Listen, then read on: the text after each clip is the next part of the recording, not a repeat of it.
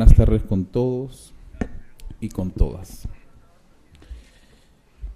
Este caso que he asumido, sobre todo en la prisión preventiva, ha significado una evaluación de un número importante de actuaciones y también, sobre todo, del número importante de escritos que han presentado los abogados defensores que he tenido que contrastar, y sin perjuicio de a veces cierto activismo que he tenido al momento de someter a contradictorio aspectos que a mi parecer son relevantes y han sido plasmados en esta resolución. Creo que al día de hoy es indiscutible sobre los presupuestos de una prisión preventiva. Entonces, lo que voy a hacer es tratarlos por el presupuesto más importante, que no lo indica solo la ley.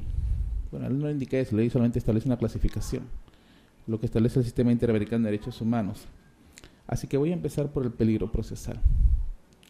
En definitiva, no a todo se le ha... Para todo es fundada la prisión preventiva, no es así. Hay circunstancias muy específicas que he valorado por cada uno de los procesados, que son 3, pero hay un número importante de actuaciones que ha realizado el Ministerio Público. Y por eso he considerado que si en el peligrosismo procesal no se cumple el presupuesto, ya es innecesario estar dando una lectura a los graves y fundados elementos de convicción, que eso va a ser notificado por acta. Por el momento me centro en este principal o importante presupuesto. El tercer presupuesto, peligrosismo procesal. De quien voy a hablar en este momento es del procesado Martín González Sánchez. ¿Está aquí? Muy bien. Siéntese, por favor. Siéntese.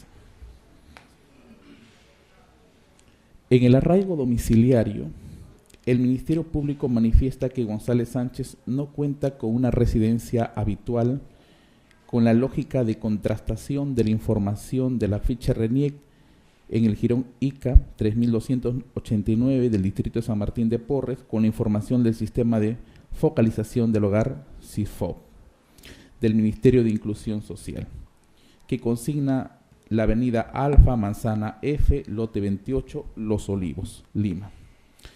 Para el juzgado, es claro que la testigo Ricardina Berrocal Alzamora, esposa del referido procesado, ha manifestado ante los fiscales de la ejecución, porque se ordenó o por mandato judicial se ejecutó ese allanamiento e incautación, es el lugar donde vive su cónyuge, que no ha sido refutado. En consecuencia, no cabe duda que la residencia es en el último inmueble, mientras que de lo referido a la existencia de una pluralidad de domicilios no es prohibido por el ordenamiento jurídico nacional. En consecuencia, no le juega en contra al referido procesado, pues lo que interesa al caso es donde la autoridad judicial lo puede ubicar. Concluyo de que hay sustento de arraigo domiciliario. Arraigo laboral.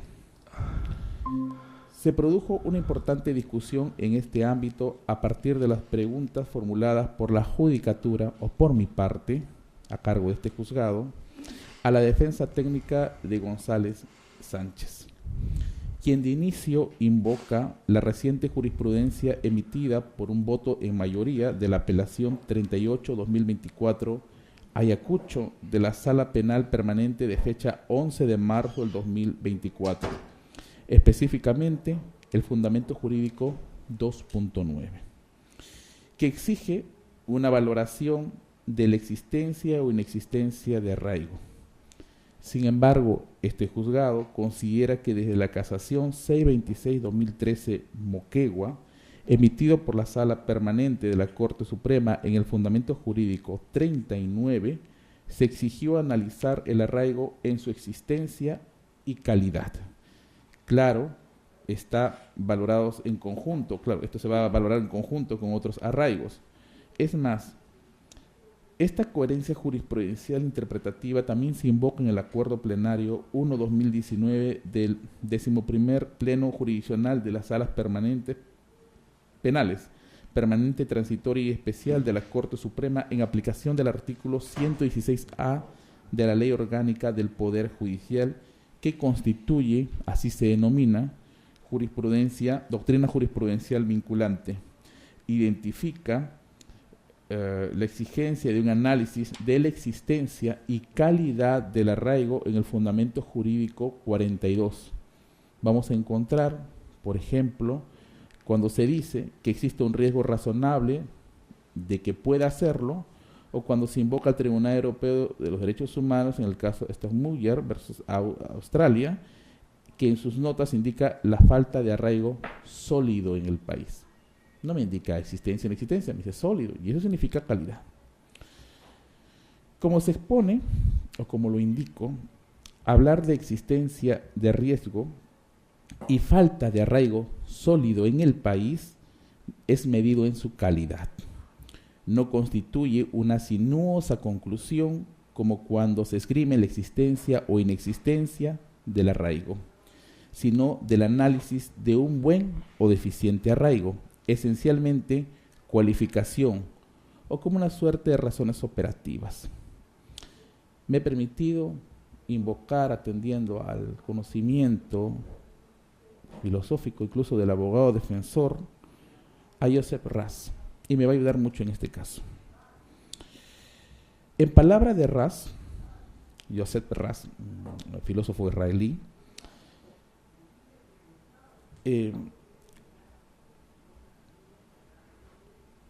una razón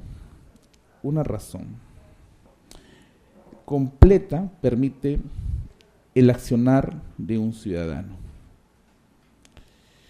A mi parecer, la situación de la calidad del arraigo es equiparable a los niveles de sospecha del artículo 268.1 del Código Procesal Penal, cuando se indica inicial para investigar, reveladora para formalizar, suficiente para acusar o grave para imponer una prisión preventiva.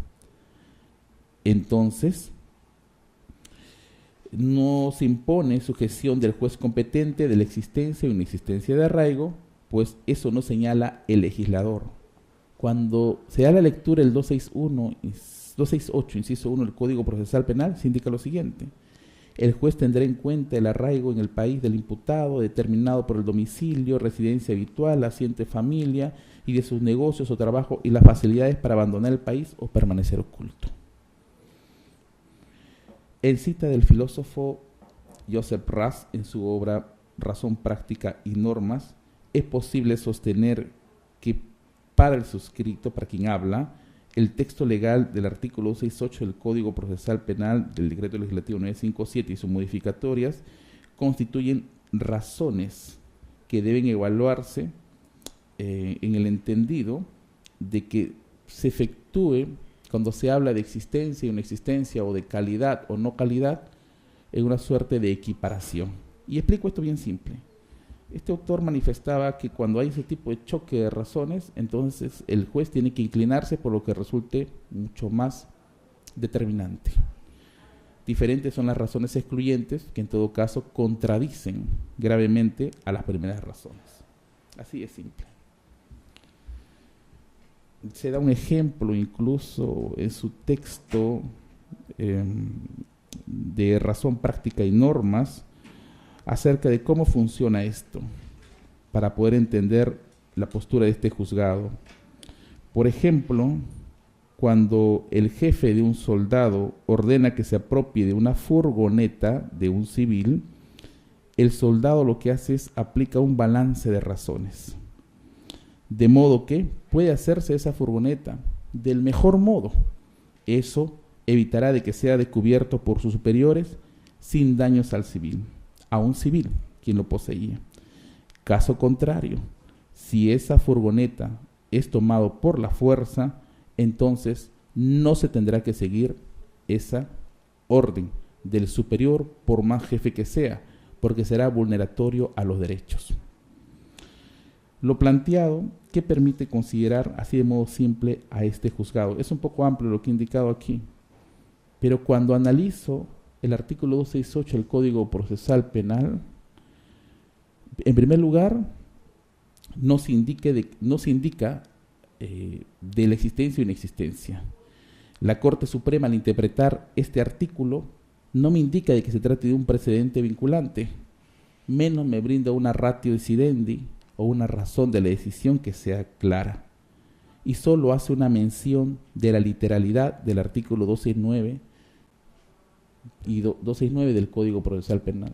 ¿Qué permite esto al juzgado? En palabras de Joseph Ras, establecer una ponderación de aquello que pueda resultar más convincente a este juzgado, y así lo aplica. No apartándome, porque esta jurisprudencia no tiene un efecto vinculante, simplemente manifestando que en coherencia jurisprudencial, o el star decisis, ¿no?, del derecho anglosajón, significaría de que me voy a acoger al acuerdo plenario 1-2019, que viene de una casación C26-2013 en Moquegua, sustentado en la calidad del arraigo. Y así se analiza. El juzgado consultó a la defensa técnica de Martín González Sánchez sobre las razones o justificaciones subyacentes del artículo 268 o 269 del Código Procesal Penal. Recordarán ese debate. Pero no fue una consulta de ocurrencia o accidental, sino que los fundamentos de las razones subyacentes o las formulaciones normativas tienen su sustento en la profesora Ángeles Ródenas, de la Universidad de Alicante, cuando se trata de hablar de derrotabilidad de normas o cuando se trata de una mejor interpretación al derecho. Entonces no fue accidental, esperando una respuesta cual viniera, sino tiene determinados ámbitos que tienen que ser cumplidos para acoger o no las posturas.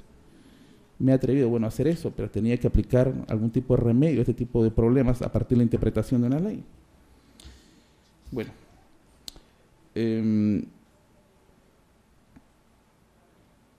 ¿cómo se entiende esto? Se entiende de manera muy simple. Una ley tiene una razón subyacente o justificación subyacente, como cuál es la base normativa que en todo caso da operancia o da existencia a ese texto. La respuesta obtenida por el letrado que se registró en audio y video fue la libertad individual. Al respecto, no cabe duda que las normas referidas a la prisión preventiva estén vinculadas al derecho constitucional de la libertad individual o la libertad ambulatoria.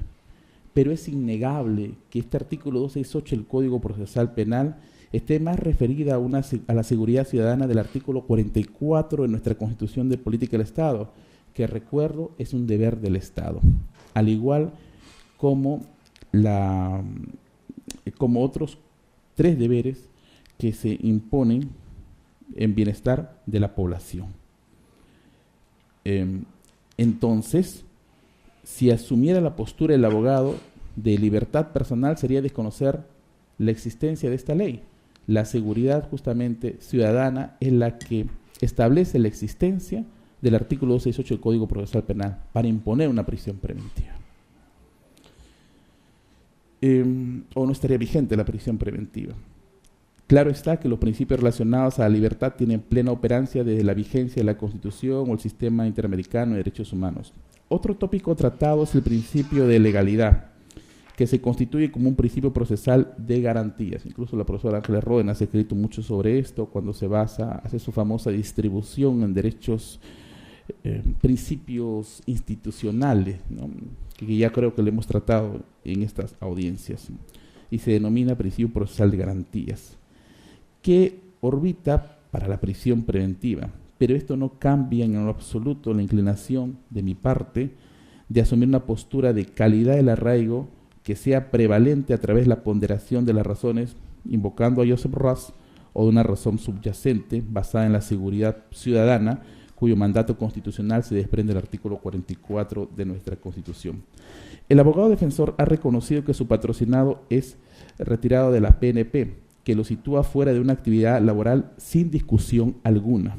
No obstante, luego se manifiesta en favor de su patrocinado, que es abogado, y según el escrito con número de ingreso 17.236, es trabajador de una empresa War Dog Security, SAC, que, como se verifica en el sistema de SUNAT, es gerente recién desde enero del 2024, para lo cual acompaña en físico la boleta electrónica solo del mes de marzo del presente año, siendo que la lectura de esta boleta brindan datos básicos que no me permiten comprender más allá de este documento, como por ejemplo qué acciones específicamente desarrolla como gerente en la referida empresa, que poco ha hecho por esclarecer, como el control de registro de ingreso y salida de la empresa o cualquier otra sustentación que ejercite el cargo de manera real más allá que la simple nominación. Es más, de la lectura de la declaración, he verificado la declaración de su cliente, a la pregunta 3 en folio 2756, cerró toda posibilidad de brindar mayor información de la actividad laboral bajo su derecho a guardar silencio. Lo señalado es insuficiente para considerar un arraigo laboral, otra vez, basado en la calidad buscada. En lo referido a que el abogado no presentó documento alguno que acredite el ejercicio, también ha indicado que es abogado, pero no ha presentado documento alguno que ejercite que desarrolle una actividad en específico. Arraigo familiar. Se desprende de la declaración de referido procesado Martín González Sánchez en folio 2754, según las generales de ley, que tiene 3 hijos mayores de 29, 31 y 32 años, sin hijos menores. Tampoco manifestó la existencia de alguna dependencia de sus hijos respecto a él. En este sentido, no es suficiente con la presencia de los hijos para el presente arraigo, cuando no se tiene dependencia alguna. El abogado ha expresado la casación 50-2020 Tacna, que también lo he leído. Sin embargo, lo señalado ahí no es ajeno al conocimiento del despacho cuando se piden datos objetivos al peligro procesal, que en su caso no aporta nada novedoso. En respuesta al abogado defensor, la judicatura señala que la no presencia de antecedentes penales y judiciales no constituye un elemento suficiente para negar el peligrosismo procesal que exige las circunstancias específicas y no es óbice para declarar el peligro de fuga según la norma expresa cuando existen otros elementos que la respalden. En consecuencia, el arraigo es inexistente. En lo que respecta al apoyo a una menor de edad, no se tiene documento alguno en el presente incidente. Acerca del peligro de fuga por viajes fuera del país, este rubro es relevante para el juzgado cuando de inicio se señala que los viajes fuera del país no constituyen per se peligro de fuga. Sin embargo, como lo expone la Fiscalía, existen aspectos a considerar que son trascendentales, como la directa relación que tiene el procesado Martín González Sánchez con el poder de turno, cuando se menciona a los expresidentes Martín Vizcarra, Pedro Castillo Terrones, apoyo a César Nostroza, entonces juez de la Corte Suprema vinculado a los Cuellos Blancos del Puerto, al exministro del MTC, Juan Celo Villegas, así como los sobrinos de Castillo Terrones, que los indicaron directamente como el sostén de eludir la acción de la justicia. Entonces, siguiendo esa misma lógica, sí estamos ante el líder de una organización criminal que procura estos actos considerando sus objetivos. Los viajes al exterior definitivamente representan también un peligro. En la situación de la magnitud del daño causado y pertenencia a una organización criminal y la pena a imponer, en concurso real nos encontramos ante un presunto líder de una organización criminal con una pena mínima de 15 años, al que hay que sumar también el delito de encubrimiento real agravado. Es personal agravado. La pena entonces superaría por mucho los 5 años privativa de libertad.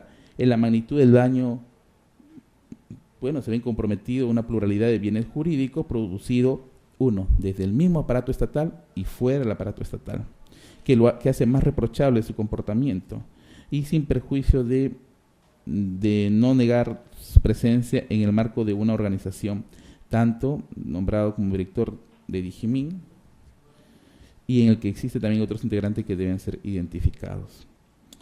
En cuanto al peligro de obstaculización, del 270 inciso 1, se tiene el ocultamiento de elementos de prueba y la alta probabilidad de destrucción.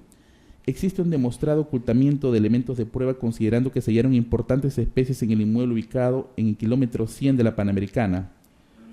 Se ha encontrado, de acuerdo a las fotografías que también he visto, diversos tomos, como por ejemplo los plataneros Biotrujillo, los intocables ediles, los cuellos blancos del 2018. Dice caso concluido. En su caso, si bien en audiencia pública ha respondido ante la pregunta de quién habla, me refiero al procesado, que la custodia de la información relevante es para fines académicos, el sujeto considera que esto no es creíble, porque los documentos no hubieran sido, primero, no se cuenta con una autorización de una autoridad competente para poder contar con ellos. Si bien se ha manifestado, puede ser un cuestionamiento de falta administrativa, pero lo cierto es que los tiene. Ahora, Si estos documentos no hubieran sido hallados, si es que no se autorizaba judicialmente ese allanamiento, el imputado tenía la alta probabilidad de la destrucción. Ahora, hay causas que están en giro, como el caso de los cuellos blancos del puerto, y esto lo menciono porque esta causa se tramita ante el juzgado que me encuentro a cargo. Entonces, más aún si es que tiene una conexión que involucra al juez supremo prófugo César Rinotrosa Pariachi, a quien se ayudó a escapar fuera del país. Más si esta información está comprendida de oficios, notas de agente, documentos de carácter de inteligencia con carácter secreto, reservado y confidencial, conforme se aprecia en el acta de lacrado y visualización de fecha 30 de abril de 2024. Entonces, es claro que se trata de elementos ocultos con una alta probabilidad de destrucción. Del artículo 270, inciso 2, acerca de influirá para que coimputados, testigos o peritos informen falsamente o se comporten de manera desleal, es desestimado por este juzgado, porque no basta solamente mencionarlos, sino que tiene que acreditarlos. Y en cuanto al principio, hasta ahí nomás hasta aquí termino.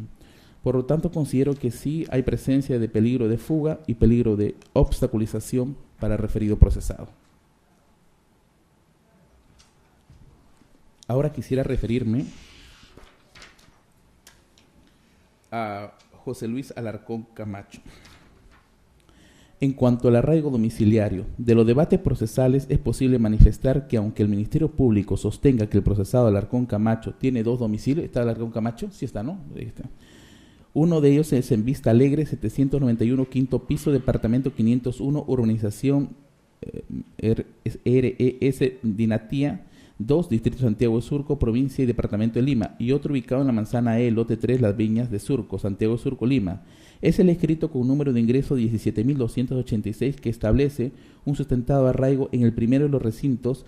He revisado el escrito que ha presentado el abogado con el pago de impuesto predial según la declaración jurada del autovalúo, como el recibo de mantenimiento, recibo de energía eléctrica, como la minuta respectiva, el certificado literal de registro de propiedad inmueble, la constatación domiciliaria ante notario público. Creo que en demasía ha sustentado la presencia de un arraigo domiciliario. En cuanto al ámbito laboral, la defensa técnica del Alarcón Camacho, a través del escrito con número de ingreso 17.286-2024, oralizado por su abogado defensor, ha sustentado con diversos documentos que no hacen más que demostrar el merituoso avance de su carrera. Me he permitido cotejar cada uno de los certificados que ha acompañado. Y bueno, todos somos profesionales y todos también buscamos esas capacitaciones, como a través de la resolución ministerial 1436-2020 y N del 30 de diciembre de 2020 se justifica el otorgamiento de ascenso como el número importante de certificados, diplomas de capacitación, diplomas de especialización que juegan en su favor. La Fiscalía ha considerado la actual situación del procedimiento administrativo por el que ha dispuesto el cese temporal del empleo de Alarcón Camacho. No obstante, esta situación es consecuencia de una detención preliminar judicial. Lo digo de otro modo. Su detención dio lugar a la suspensión de las actividades laborales. Entonces, no es que se trate de una situación de falta de actividad laboral previa o anterior al mandato de la detención judicial, que de modo razonable no se le puede negar este arraigo.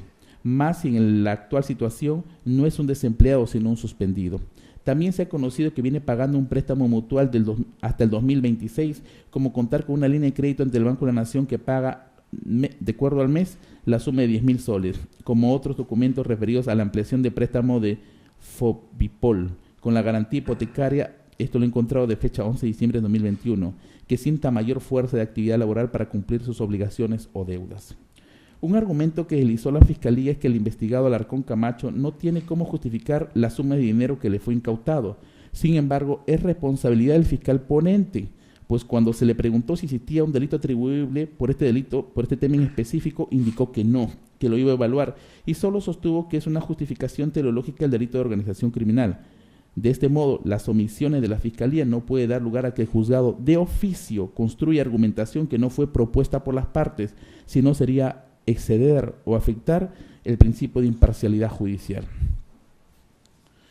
En el arraigo familiar, la Fiscalía ha sostenido la existencia de un menor hijo de referido procesado Alarcón Camacho, lo que aparentemente le es favorable. Sin embargo, esa mención es para trasladar por parte de la Fiscalía la obligación a su pareja, Jenny Puchas Palacios, de quien se dice que cuenta con recursos económicos.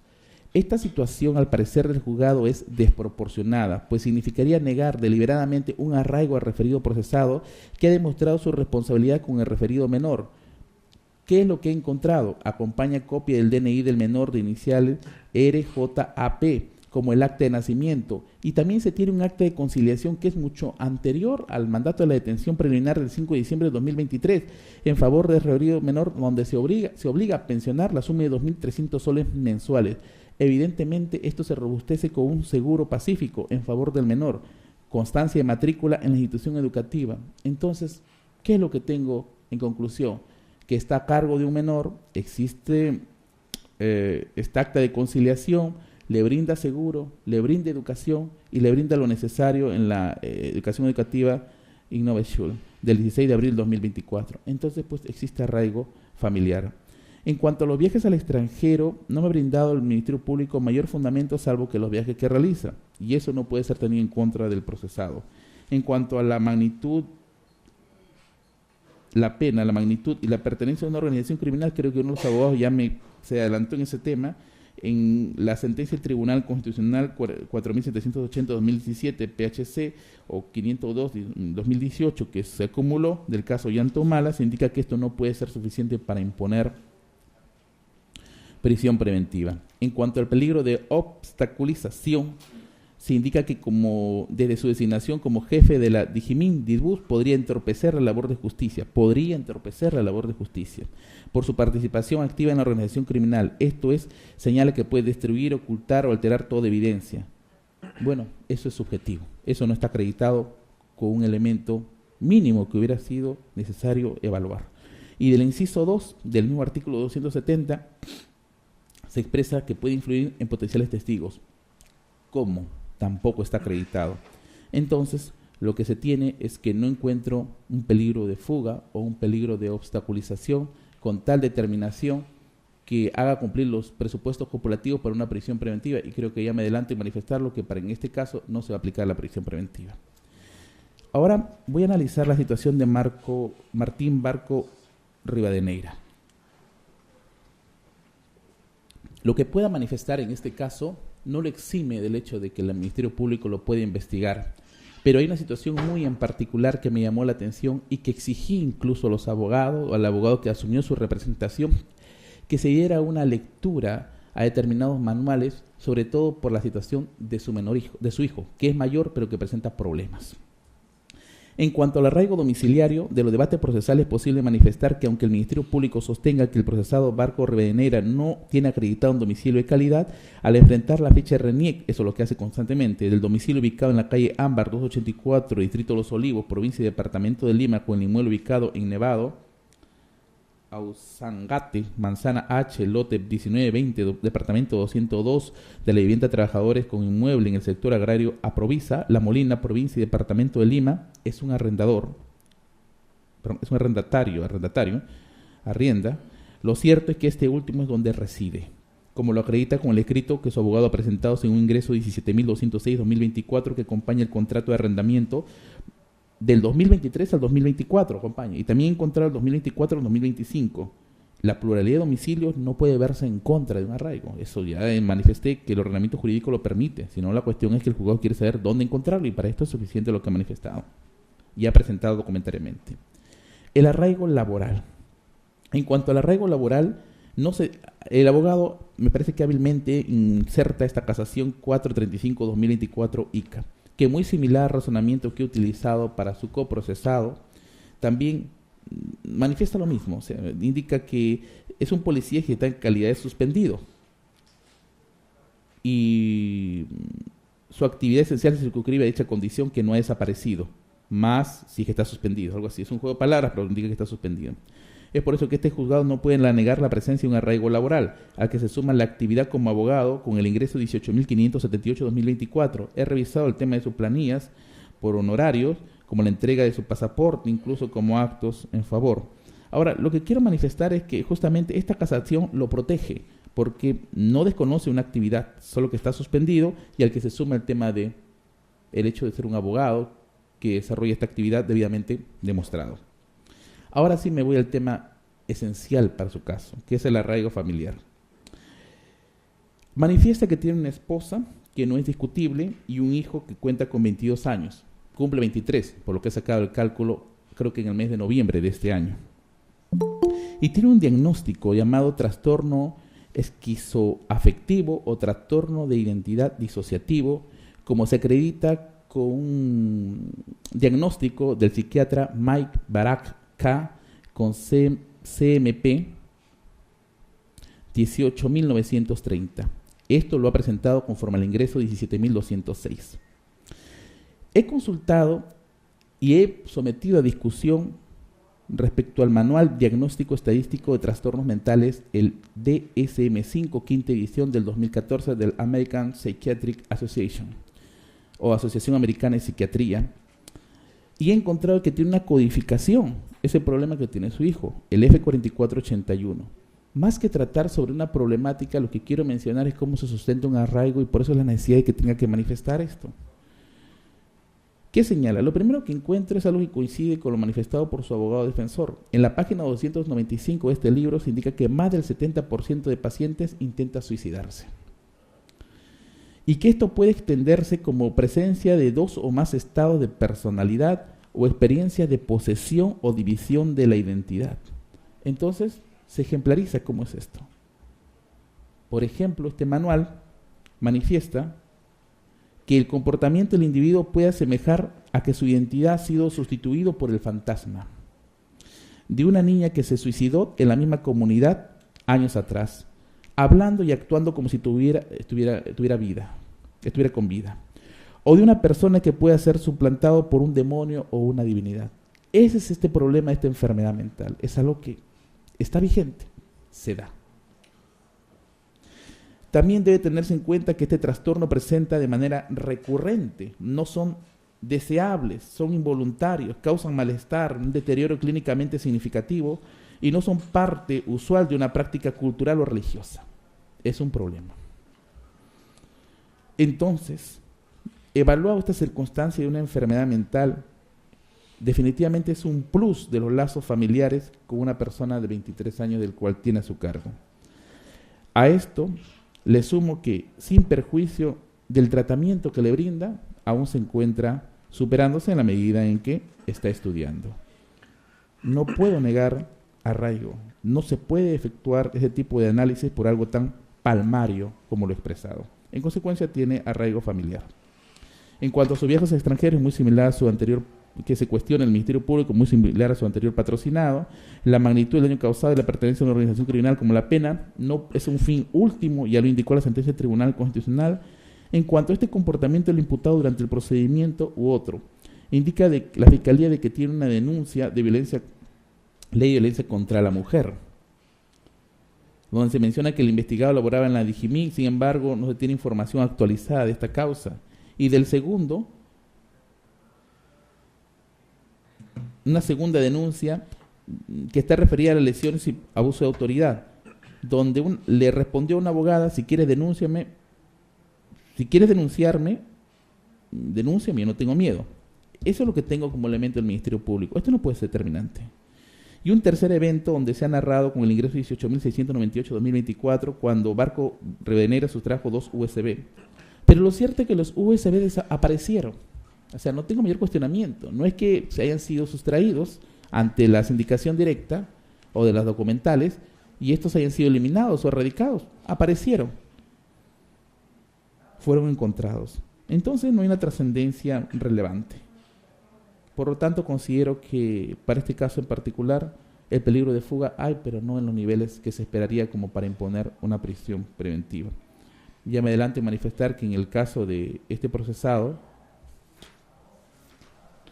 Martín Barco Rivadeneira, tampoco ocurre un peligro de fuga de tal magnitud que al igual como José Luis Alarcón Camacho, que le permite imponer una prisión preventiva. En ello voy a disponer una comparecencia con restricciones, pero con reglas de conducta, con impedimento de salida del país y el pago de una caución económica que también es razonable.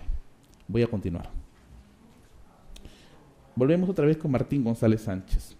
Ahora voy a hablar acerca de las conclusiones y los graves y fundados elementos de convicción por el delito de organización criminal y encubrimiento personal. Por organización criminal no voy a dar lectura porque las partes saben mejor que nadie, y por los debates que han sostenido, en qué consiste esta imputación. Me voy a ir directamente a los razonamientos. Está acreditado que el procesado González Sánchez fue designado a través de la resolución ministerial 773-2021-IN de fecha 21 de septiembre, que asumió como director general de la Digimin, que duró hasta el 15 de octubre del mismo año, según escrito con ingreso 17.695-2024, así como a través de la resolución 348-2022 de fecha 17 de febrero de 2022, que lo designa como director general de la Digimin del Viceministerio de Orden Interno del Ministerio del Interior, que duró hasta el 31 de marzo del mismo año, en folios 1292 a 1294. Y finalmente, a través de la resolución suprema 76-2022 Orden Interno, a cargo del viceministro de Orden Interno del Ministerio del Interior, que duró hasta el 28 de mayo del 2022, en folios 1378 a 1390. También es posible sustentar la sintonía de ingresos con el escrito 17.894 a esta entidad especializada junto al procesado Martín Hans Barco Rivadeneira desde el 2013 al 2016, Manuel Arellano Carrión del 16 de enero del 2015 al 10 de marzo del 2022 y en su caso José Luis Alarcón Camacho, con ingreso el 28 de marzo del 2022 y reingreso el 22 de marzo del 2024 hasta su detención. Otro punto, se cuenta con comunicaciones que mantuvo el referido procesado González Sánchez con Luis Alarcón Camacho del equipo incautado, al último, que es el número 993-594973, según ingreso 17.695-2024. En estas conversaciones por WhatsApp datan de abril de 2024 con alias Conejo, que tiene el número 946-810457, en el que se mantenía informado de los cambios al interior de la institución policial. Se puede ver esto en folios 893. Entre ellos se tiene la recopilación de información que comprende lo señalado por González Sánchez cuando refiere: no debiste dejar fugar a Silva, ahora te pasa factura, así como del 13 de abril de 2024 a las 14 horas 49 minutos 7 segundos en folios 919, la notificación de la separación temporal a cargo del coronel Harvey Colchado Guamaní, en el que obra la firma y letra. Me he permitido verificar eso. Así como la resolución número 38-2024 IGPNP, y es un poco largo de leer, del 12 de abril de 2024, del inicio de procedimiento disciplinario a las 15 horas con 8 minutos con 17 segundos, así como la resolución 39-2024 IGPNP, y entre otros, de la medida preventiva de separación de funciones también de esta misma persona, que es Harvey Colchado Guamaní. Existe tal punto de relación entre los actos recaídos en el efectivo policial coronel Harvey Colchado Guamaní, que hasta se tiene la comunicación de González Sánchez en el WhatsApp de fecha 17 de 4 de 2024, que señala: ayer fue un equipo local de la Fiscalía de Marita Barreto para verificar la computadora donde se hizo la orden de operaciones. No nos dejó realizar diligencia en dichos equipos de cómputo de propiedad de la PNP en folio 298, para luego manifestar que no se puede ingresar a la Fiscalía porque es información sensible en folio 927, al punto que se sugiere por Alarcón Camacho el ingreso del órgano de control para estar acorde con sus objetivos.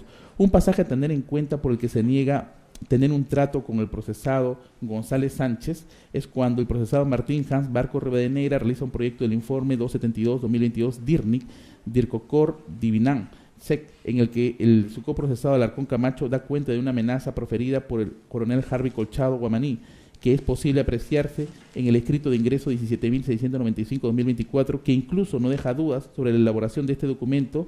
La obra fue consignada con 3 veces X, con la temática que se quiere vincular al Conejo. También en estos últimos interlocutores se tienen las indagaciones de la fiscal Marita Barreto, coronel, indagaciones del hermano, sería de la fiscal Marita Barreto, coronel Miguel Barreto, que fue designado en un ambiente de SINA, e incluso se agencia de una nómina donde aparece el nombre reenviado por Barco Rivadeneira con fecha 24 de marzo del 2024. De las actas de lacrada de visualización con motivo del allanamiento en el inmueble del procesado González Sánchez se tiene documentos como el oficio 56-2022 IGPNP de fecha 7 de febrero del 2022 en folio 450 con anotaciones, notas informativas 31-2022 del 5 de febrero del 2022 a folio 455 nota informativa, y así me puedo pasar leyendo todo esto, que sucesivamente hay distintos memorandos e informes que generan convicción, como lo sostiene el Ministerio Público, que siguió manejando desde su posición de líder de organización temas de inteligencia, pese a que pasó a retiro el 1 de enero del 2022, como lo demuestra el poder que demuestra esto el poder que asumía en plena coordinación con los integrantes de la organización criminal. Otro aspecto que debe tenerse en cuenta es que el procesado González Sánchez mantenía en su poder, sin contar con autorización de la autoridad competente y con un debilitado argumento para fines académicos, los tomos de diversos casos de la Dirección General de Inteligencia del Ministerio del Interior, como el Cojo Mame, Bio Trujillo 2015, los Topos del Sur, Lima Sur, los Plataneros, Bio Trujillo, los Pulpos, Bio Trujillo 2015, los Intocables Ediles, el tomo 3, 2018, los Ricos 1, 2017, y por último los Cuellos Blancos, tomo 1 y 2, 2018, los que señala según el título que se encuentran resueltos. Sin embargo, basta considerar el último caso tramitado ante este juzgado nacional, se encuentra en curso o giro en etapa de investigación preparatoria, que es un hecho notorio judicial. La Fiscalía ha hablado de hechos, entonces también le doy una respuesta, del hecho 1 y 2 vinculado al gobierno de Martín Vizcarra Cornejo y el servicio de inteligencia puesto al servicio del ex juez César Supremo, al ex juez supremo César Nostroza Pariachi. Se tiene al testigo José Gil Becerra de fecha 8 de noviembre del 2023 en folios 1166 a 1172. En la pregunta 5 refiere que como exdirector de la DITBUS, Dijimín, buscó cambiar al procesado González Sánchez, quien por sustento de poder, así he calificado sustento de poder, le respondió que si lo cambiaba, regresaba, lo que dio lugar a disponer el cambio, siendo el testigo, exministro del Interior Carlos Morán Soto, en su declaración de fecha 7 de noviembre de 2023 en folios 1273, 1173 a 1176.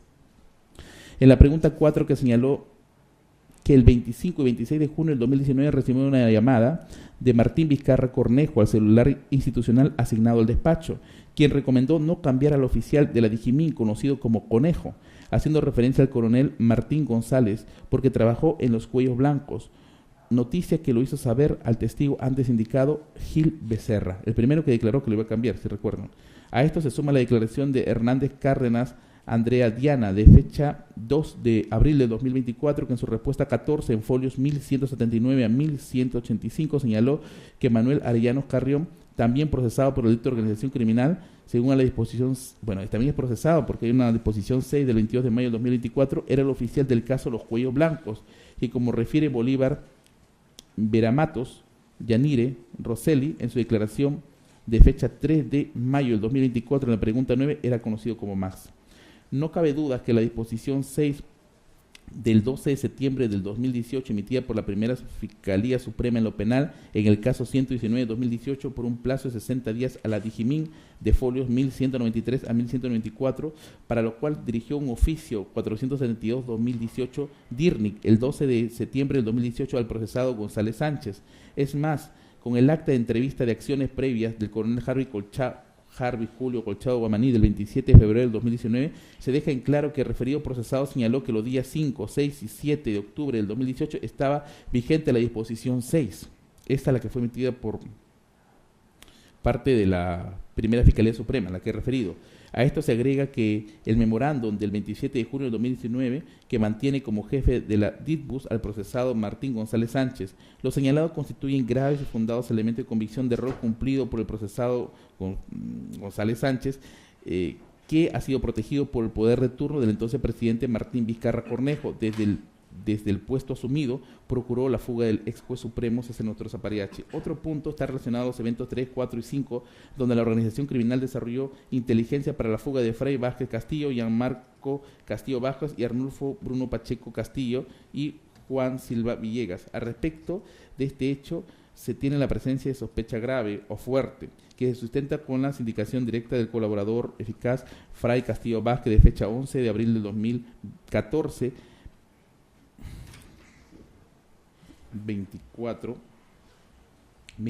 en folios 1241 a 1245, quien refiere que Carrasco Millones fue quien le presentó al procesado a González Sánchez, conocido como Conejo, a quien lo conoció cuando el primero era ministro y el último designado a Dijimín. Luego Fray Vázquez se comunicó a través de Signal. Esto es muy común, muy frecuente en estos casos que estoy viendo. en más de una oportunidad en el que González Sánchez le enviaba vehículos para que lo recoja y existió predisposición para el apoyo al declarante.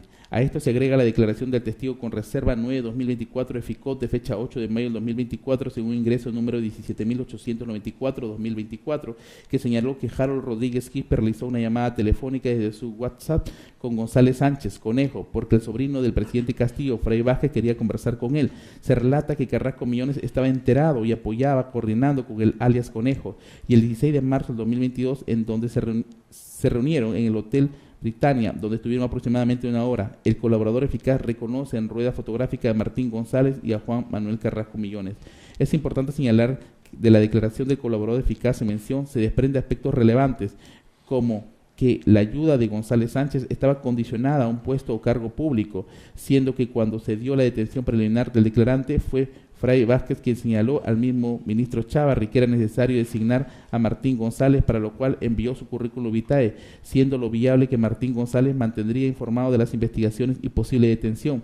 Tal es así que el referido procesado le informó de la detención de Fray Vázquez un día antes de la emisión. Se cuenta con la resolución número 3 de fecha 27 de marzo del 2022 que resuelve la detención preliminar de Arnulfo Bruno Pacheco Castillo, Fray Vázquez Castillo, Gianmarco Castillo Gómez y Marco Antonio Samir en folios 1466 a 1536.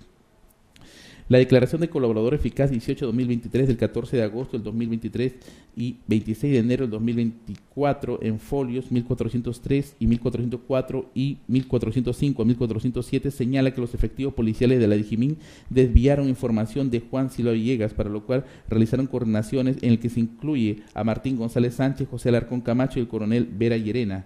También se indica que brindan información tanto al presidente Castillo como a personas de su entorno, integrantes de esta organización criminal. Asimismo, narra que se tomó conocimiento del allanamiento en el inmueble lote 35 de la Manzana C, urbanización Santa María 9, etapa Caraballo, en el que se encontraban pertenencias personales del prófugo. Esto evidenciaba que estaba en el inmueble, responsabilidad que recayó en Ditbus Dijimín, en el que se encontraba como jefe el coronel José Luis Alarcón Camacho. Luego refiere que José Luis Alarcón Camacho con Martín Hans Marco Rivadeneira coordinaron para filtrar información reservada de Juan Silva Villegas. Se agrega la declaración de Beder Ramón Camacho de fecha 6 de enero del 2024 en folios 1408 a 1413 menciona cómo el procesado Martín González asume la división de búsqueda de Dijimín, así como el ministro del Interior Alfonso Chávarri Estrada le comenta que Pedro Castillo le pidió que designe a Martín González en la Dijimín, como lo hizo, porque Pedro Castillo le refirió que eso le había pedido su sobrino Fray Vázquez Castillo y que iba a trabajar en beneficio del gobierno, así como tener el declarante información sensible de que iba a salir su prisión.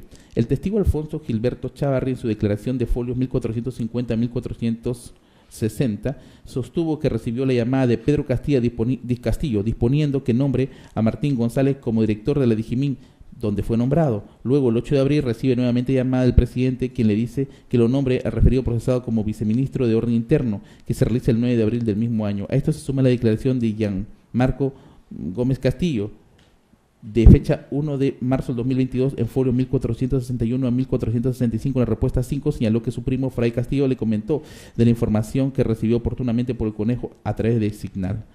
Todo lo expresado constituye graves y infundados elementos de convicción. Encuentran uniformidad del condicionamiento del procesado González Sánchez para asumir cargos públicos a cambio del apoyo a Fray Castillo y el exministro del MTC, Juan Silva Villegas, cómo se realizó y cómo estuvo en la Dijimín y viceministro de Orden Interno, mercantilizó su función para los fines ilícitos con el fin teológico de mantener poder y lucro juntos en esta organización criminal con los gobiernos de turno, y específicamente en este caso de gobierno de Castillo.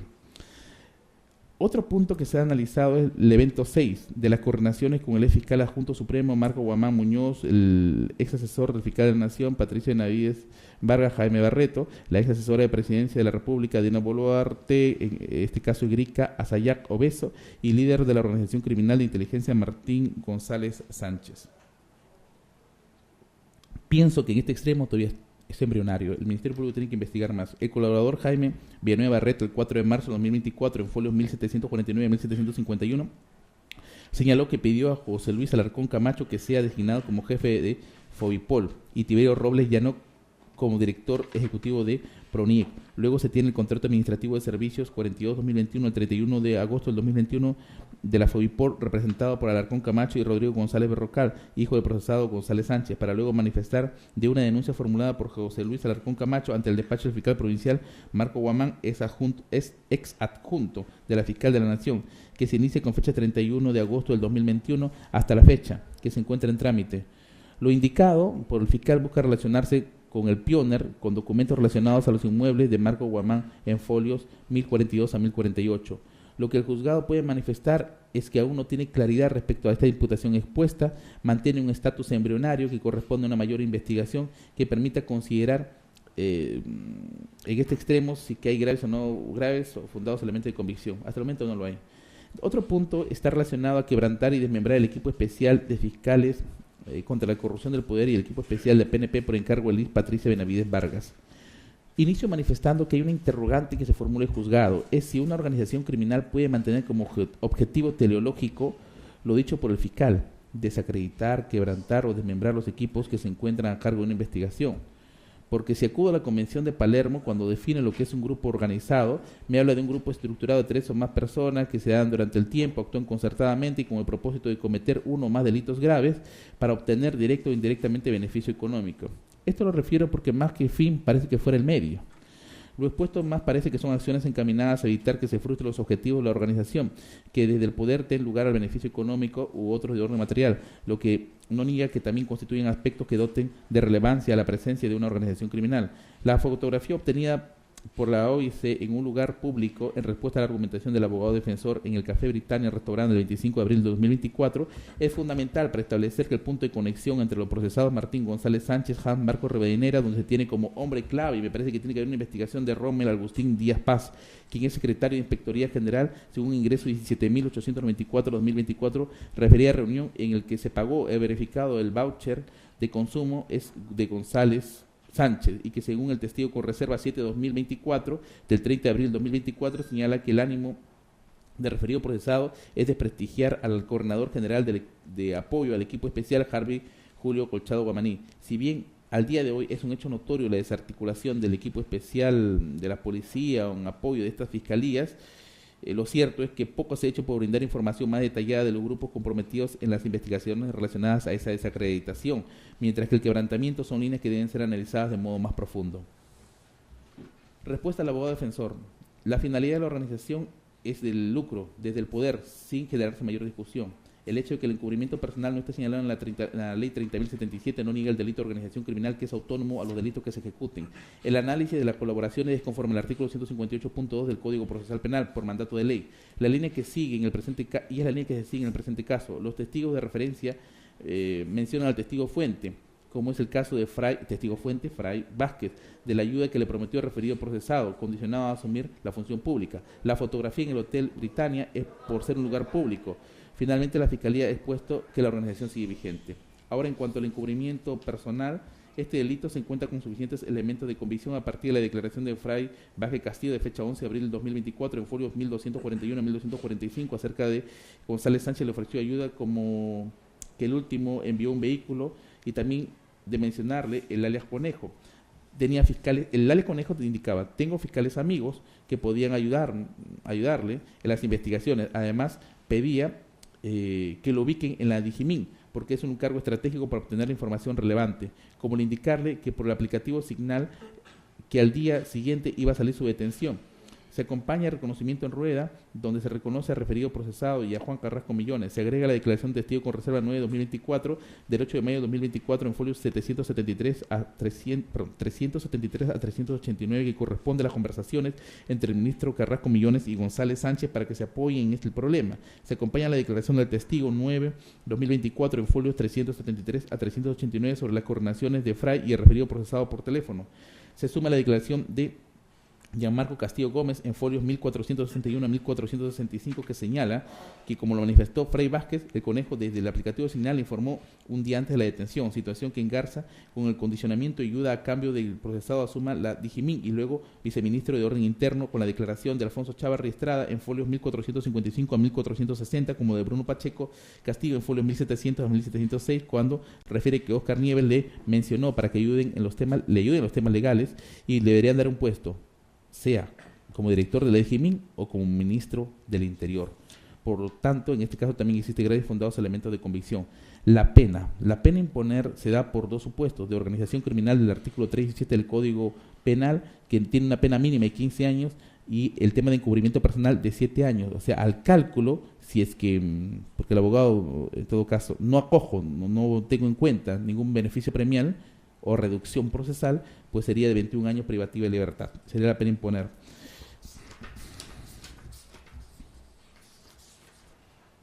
Principio de proporcionalidad.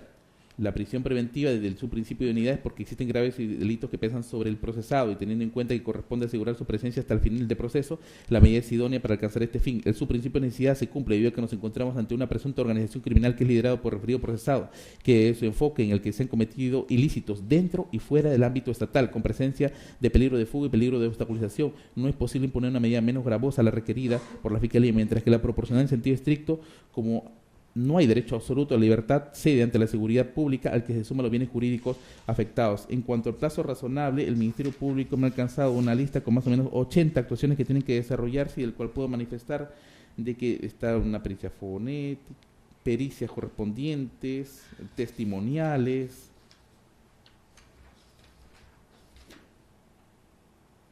información del teléfono que ha sido incautado y del cual no ha querido brindar su contraseña. Está en todo su derecho, pero eso es parte de la actuación que va a tener el Ministerio Público. En todo caso, será a través de la Cooperación Judicial Internacional poder recabar la información necesaria de esos equipos para poder romper esas contraseñas y poder tener toda esa documentación que corresponda. Informaciones de Fiopol, entre otros. Y además, sin negar que esto comprende tanto a todos los estadios procesales, porque la prisión preventiva es para asegurarlo para el proceso, no por etapas. En esa medida, la prisión preventiva debe imponerse al procesado Martín González Sánchez por el plazo de 36 meses. Por favor, no he terminado. Una cuestión más. En el caso de las personas a quienes no se les ha dictado prisión preventiva, justificación de la regla de conducta.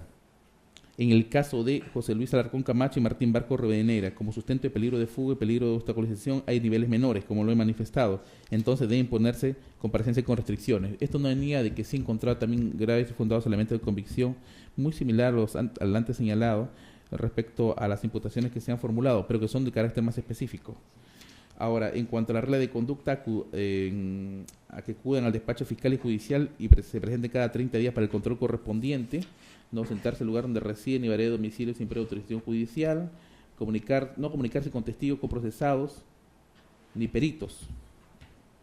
El impedimento de salida del país de los procesados es por 12 meses, para que se hagan todas las diligencias urgentes por parte del Ministerio Público, teniendo en cuenta de que hay delitos que superan pues los 5 años, sobre todo exigencia incluso para la prisión preventiva, los 5 años privativa de libertad, y la caución económica sin perjuicio si que lo quieren impugnar se impone en la suma de 50.000 soles,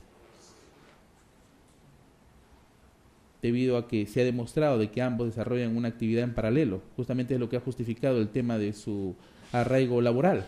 Serán policías, pero desarrollan otras actividades que le permiten tener ingresos que me parece que pueden justificar su permanencia. Por todo esto, estando a cargo del 7º Juzgado de Investigación Preparatoria, declaro fundado el pedido del equipo especial de fiscales contra la corrupción, impongo la prisión preventiva por 36 meses contra el procesado Martín González Sánchez por los delitos de organización criminal y encubrimiento personal agravado en agravio del Estado. ¿Cuándo fue detenido? La detención preliminar. Desde ahí se va a computar. Ordeno la reclusión en un centro penitenciario que designe el INPE. Infundado el extremo del pedido del equipo especial de fiscales contra la corrupción de imponer por 36 meses prisión preventiva contra José Luis Alarcón Camacho y Martín Barco Rivadeneira. En consecuencia, se le impone comparecencia con la siguiente regla de conducta.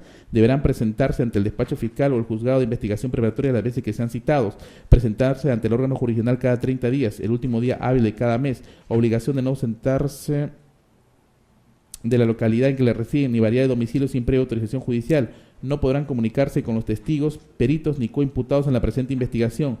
Estarán impedidos de salir del país, para lo cual se oficiará a la autoridad correspondiente. Se impone una caución económica de 50.000 soles.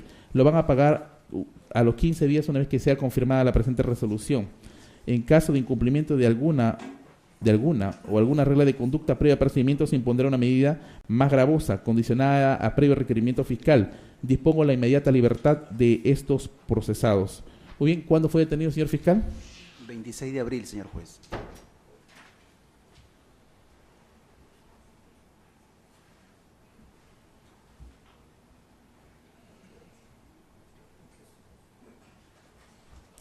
Son 36 meses, 3 años. El 26 de abril del 2017 vencería. Así se ha resuelto. Señor fiscal, se le notifica. ¿Hay impugnación respecto a las personas que se ha dictado la comparecencia con restricciones? Este Ministerio Público, señor juez, se encuentra conforme respecto a la resolución que vincula al señor Martín González Sánchez. Sin embargo, respecto al señor Barco Rivadeneira y respecto al señor Alarcón Camacho, este Ministerio Público postula la apelación correspondiente que se presentará en el término de ley. Sí, y algo sí les manifiesto. La resolución está construida, solamente hay que compaginarla. Así que le voy a pedir que me puedan esperar, si es esta noche o mañana a primera hora, para poder notificarle y así puedan establecer los agravios que correspondan. Doctor Abanto. Su señoría, interpongo recurso de apelación, lo fundamentaré en el plazo de ley. Muy bien. Y en el caso de, también se notifica a las defensas técnicas de José Luis Alarcón Camacho y Martín Barco Rivadeneira. ¿Hay la posibilidad de que puedan impugnar, manifiesto, la caución? ¿O no van a impugnarlo? Los escucho, doctores. Nos reservamos nuestro derecho, señor magistrado, por parte de la defensa. De igual forma, su señoría. Muy bien, así se apunta. Como no hay reserva, en todo caso, esto queda consentido. La reserva solamente opera para sentencias, no para autos. Ha concluido la audiencia. Todos tengan buenas tardes. Buenas tardes, su señoría. Buenas tardes.